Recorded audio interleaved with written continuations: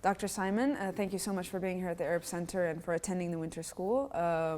First, give us a little bit of your impression of the Winter School so far. Well, thank you for having me. I think it's been great. It's always nice to be back in Doha. Much nicer weather than the grey, miserable skies of Lancaster. Right. But it's great to be here, and it's great to have such an intense set of discussions about sectarianism in a range of different places, contexts, times, spaces, learning from people. It's very broad. Yeah, exactly, and that's wonderful.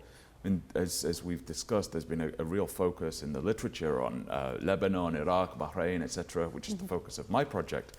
So it's nice to hear about Nigeria, about the historical cases, and it's really enriching. Right, and it's the idea is like this interdisciplinary scope. So exactly. Hopefully that's been also pretty reflected. Yeah, definitely. I mean, there's a range of different views, a range of different scholars from different disciplines. And that adds and really enriches the discussions, taking it beyond the traditional politics, anthropology, sociological approaches that have dominated the discipline. And I think that's really important. That's great to hear. So tell me a little bit more about SEPAD and what does it stand for? So SEPAD is the Sectarianism, Proxies and De-Sectarianization Project. It's based at Lancaster. It's funded by Carnegie Corporation out of New York. And what we're trying to do essentially is look at the way in which geopolitical factors have shaped sect-based difference in Bahrain, Iraq and Lebanon. And we're looking predominantly at the rivalry between the Saudis and the Iranians and how that has empowered or perhaps seemed to empower local actors across those three case studies, looking at how those sect-based divisions and relations have evolved over time. And one of the big things that we've been doing recently is looking at this phenomenon of desectarianization. So trying to understand how and why people, groups, elites have tried to reimagine the role of sects in political, social, and everyday life.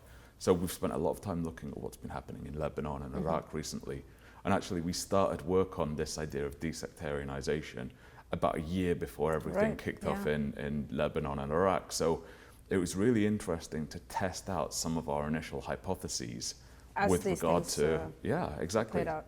So actually, what sparked the idea of a desectarianization project before the protests happened? So I think there's this traditional normative assumption that sectarianism is bad, right? We've seen what happens in Iraq, we've seen it in Lebanon and elsewhere, that sect-based divisions have traditionally led to violence.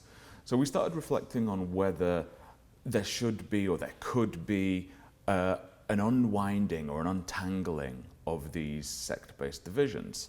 And we thought that the name desectarianization would be quite an appropriate way of untangling some of these.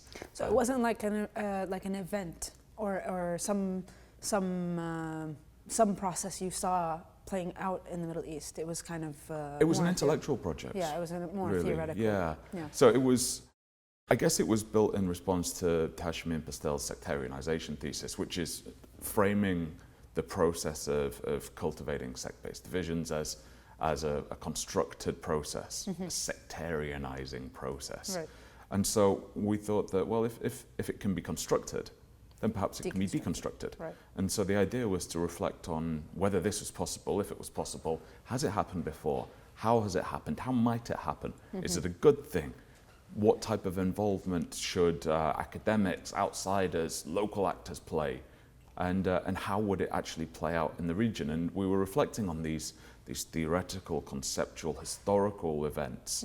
And then people took to the streets in Lebanon and Iraq. And just made your day. Well, yeah, exactly. I mean, it's been wonderful to see. We've had people out there. I'm due to go out there very soon. Okay. And So you do work in Lebanon? I do work in Lebanon, okay. yeah. That's great. So basically, you're seeing some of these processes play out in real life, and there's ongoing, presumably ongoing research projects on these. Exactly. So is it a collaborative thing between different affiliates, or? So it's quite an organic project, I guess, that I've been lucky enough to draw on some wonderful scholars and excellent academic expertise from friends and colleagues from across the world, people who are really the go-to experts on sect-based divisions, sectarianism, and other related disciplines. including many of the people that you've got here as your discussants. So Morten and Toby, Basel Saluk, Stacey Strobel, and people like that, which has led to a really interesting multidisciplinary set of discussions about the hows, whys, whens, whats of sectarianism, of desectarianization, and the types of relationships that are involved. And so we've added to that a real interesting set of geopolitical discussions. So Edward Wasnich, who's the deputy director of the project, has added some really interesting stuff about the role of geopolitics in the way that these local issues are playing out in the context of changing geopolitical forces and contexts and rhythms and currents. It's kind of reversing the causality. Exactly, yeah. That's very interesting. Well, hopefully the Winter School can kind of add to SEPAD's overall scope.